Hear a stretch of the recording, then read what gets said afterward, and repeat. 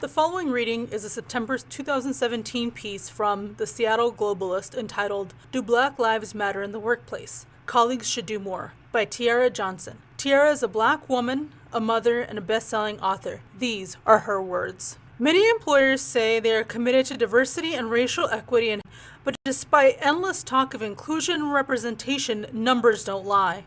But it's not just the lack of hiring that oppresses Black people and people of color, but also the lack of empathy for people of color in the workplace who have to come to work pretending to be unaffected by events such as the recent violent Unite the Right rally in Charlottesville. As a Black woman, I've been watching it happen for most of my life. But the situation came to a head for me 3 years ago. The day in 2014 after a grand jury decided that Ferguson police officer Darren Wilson would not be indicted for the murder of Mike Brown, I walked into my workplace with my back and through my shoulders I couldn't explain. I watched the coverage with my then 6-year-old son the night before. He was trying to understand what had happened and why.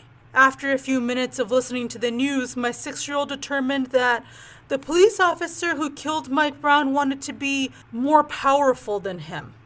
My son's words were stuck in my head. The whole situation was stuck in my head. I had nothing to say as I entered my office. I went straight to my desk and began to get settled. One of my coworkers came out of her office to say her cheery "morning" to me. She was a sweet Jewish lady, very kind to me and always helpful. She asked, "How you doing?" I found myself faced with a decision.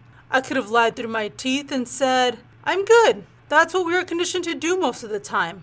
Or do I tell her the pure, unadulterated truth and say, "I am disgusted"? Somehow I managed to say, "I'm pretty upset about this Darren Wilson nonsense. I watched that damn press conference last night." "What is that?" she asked me. "He is the cop that shot Mike Brown," I said. Who is that?" she replied. My paradigm shifted that day. My chest tensed up. Was I shocked? No, I was not. I was angry.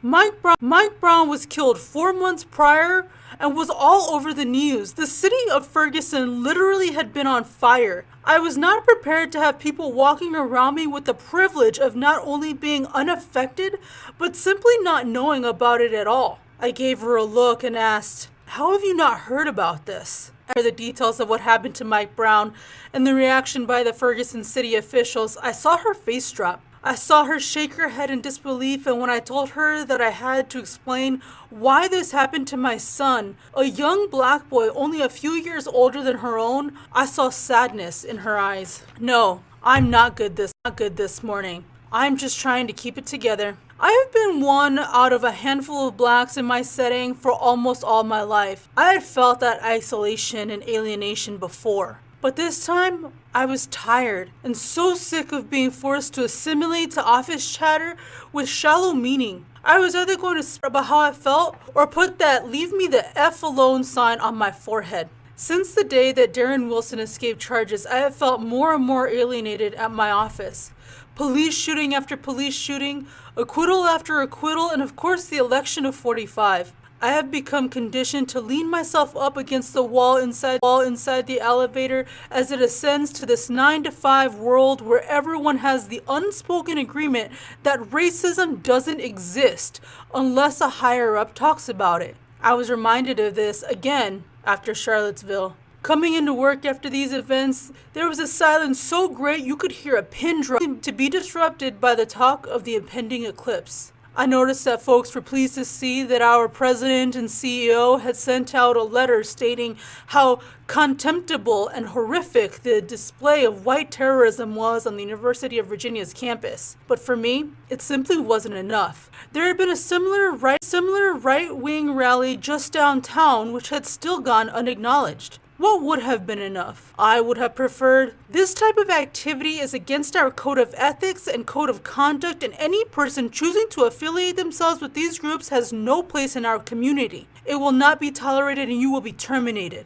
Why didn't she do that? This is what people need to hear. This is what I, as a Black woman, need to see. However, when it came to Charlottesville, our leader admitted she had no concrete plan to address hate. She wrote, "I do not have a roadmap forward, but I do know that we must find that way together." I work here. I walk through this building and I get these emails. There are so few black people at this and other companies. A cluster here and another cluster there. Institutions that claim to have values supporting equity need to call out clearly these instances of bigotry and racial injustice. How can we feel safe, included, covered, valued? This is that I and many others no longer expect any improvement from our colleagues or our workplace. We just put our hours in and take it home each night and let it fester. When will the voices and psyches of people of color with these spaces be protected unapologetically? What I have seen and experienced within these spaces leaves so much to be desired. We simply have to stop doing the minimum required in every area of race,